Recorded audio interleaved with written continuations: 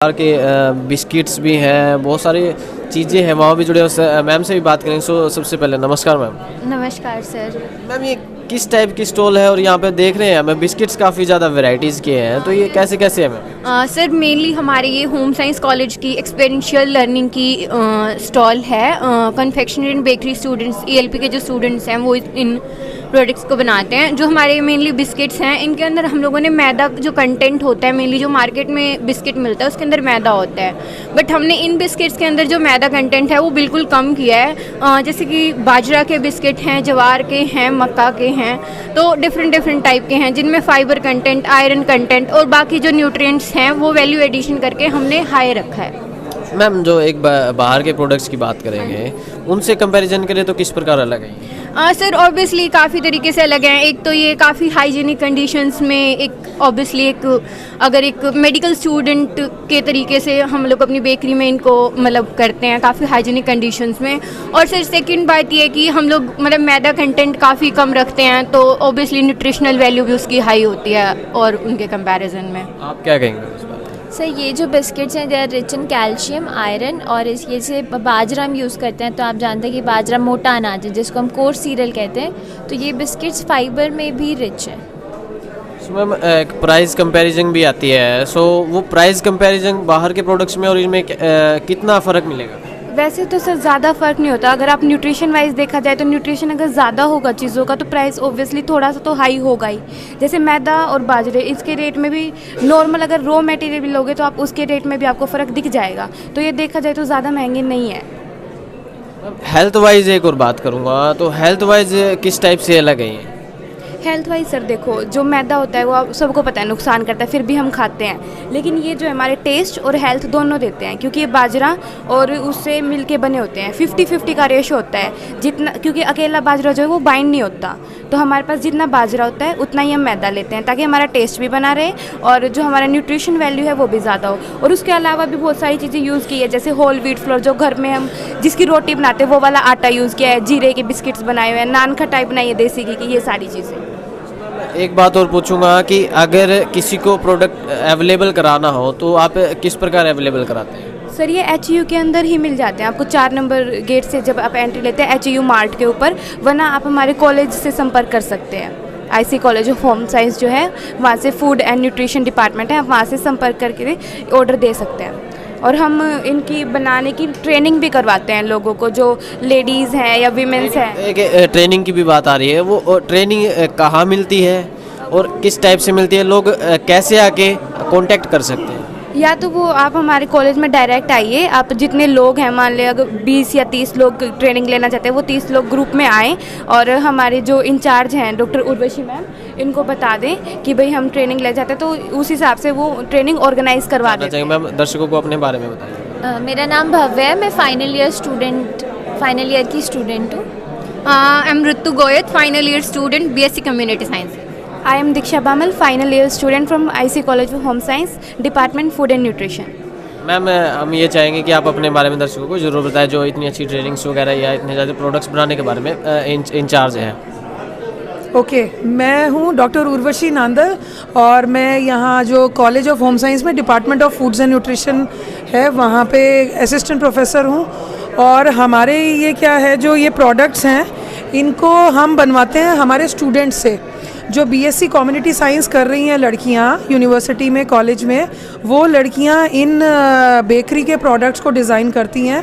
हमारे यहाँ पे बेकरी लैब है जिसमें अलग अलग जो आपके सीरियल्स हैं, अनाज, मोटे अनाज, उनको यूज़ करके और हम केक, बिस्किट, नमकीन, लड्डू, ये सारी चीज़ें बच्चों से ही तैयार कराते हैं और फिर उनको सेल भी करते हैं। ये बच्चे जो 4 नंबर गेट पे मार्ट है वहाँ पे ये इन प्रोडक्ट्स को बना के सेल भी करते हैं।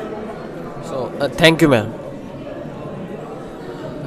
सो एक और नई स्टॉल्स हैं, उनसे भी बातचीत करेंगे, सर से भी जुड़ेंगे कि सर किस प्रकार की स्टॉल है आपकी, और उससे भी बात करेंगे कि क्या क्या बेनिफिट्स क्या होंगे इनके और अदर प्रोडक्ट से किस प्रकार अलग है। सो नमस्कार सर।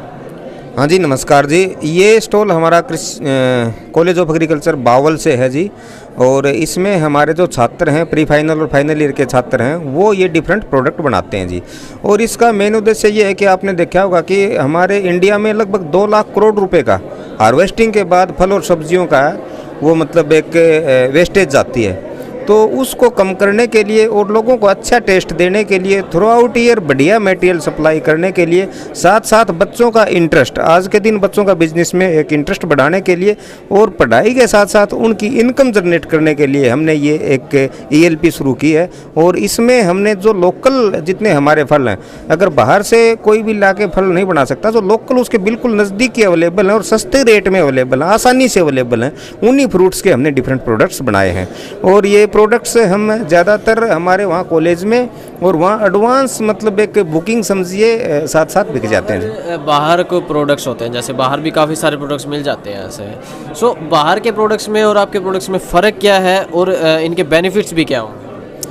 देखिए जी, मैं किसी की बुराई नहीं करूंगा, लेकिन मैं अपने प्रोडक्ट की कह सकता हूं कि हमारे प्रोडक्ट एकदम जो हम स्टैंडर्ड होता है, क्योंकि किसी भी चीज़ के हम प्रोडक्ट बनाते हैं उसमें जो न्यूट्रिटिव वैल्यू है उसके लॉस होने के चांसेस काफ़ी रहते हैं। और हमारी में मिनिमम जो, क्योंकि हमारा जो खाने का मुख्य उद्देश्य है, फल सब्जियों को वैसे भी मैं प्रोटेक्टिव फूड बोलते हैं भी, हमारे किसी प्रकार की बीमारी से या और से उससे बचाते हैं, इसलिए हम प्रोटेक्टिव फूड बोलते हैं। तो अगर उनमें जो पोषक तत्व हैं वो सारे नष्ट हो जाएंगे तो उसका खाने का, घास का खाने का कोई लॉजिक नहीं रहता। तो हमारे जो बनाते हैं उसमें मैक्सिमम मतलब ये मेंटेन रहते हैं जी, ये है।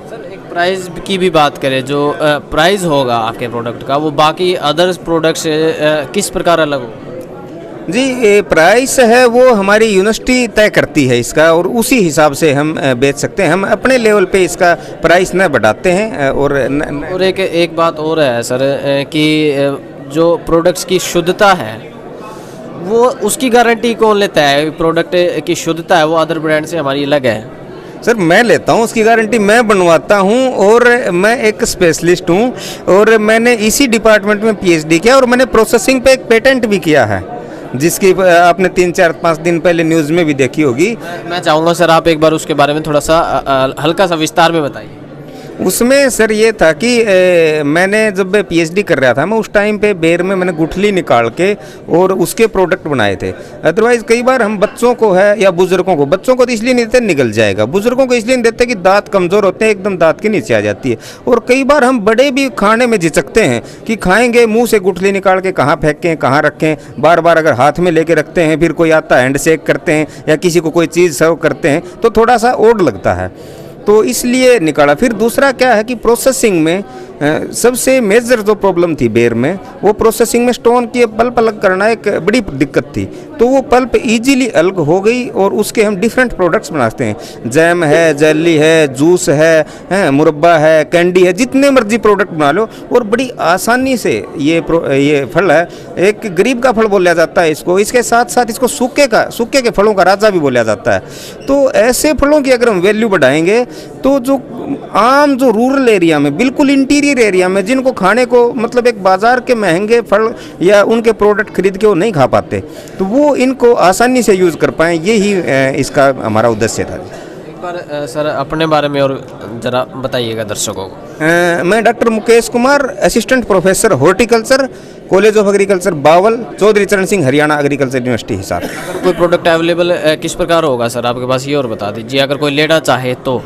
सर आज तो हम डिस्प्ले के लिए लेके आए हैं, लेकिन हमारे वहाँ प्रोडक्ट रहते हैं। जब भी आप कोई डिमांड देगा या वैसे भी वहाँ अगर लगे तो, अगर यहाँ जरूरत हो तो हम यहाँ कॉन्टैक्ट कैसे करेगा सर?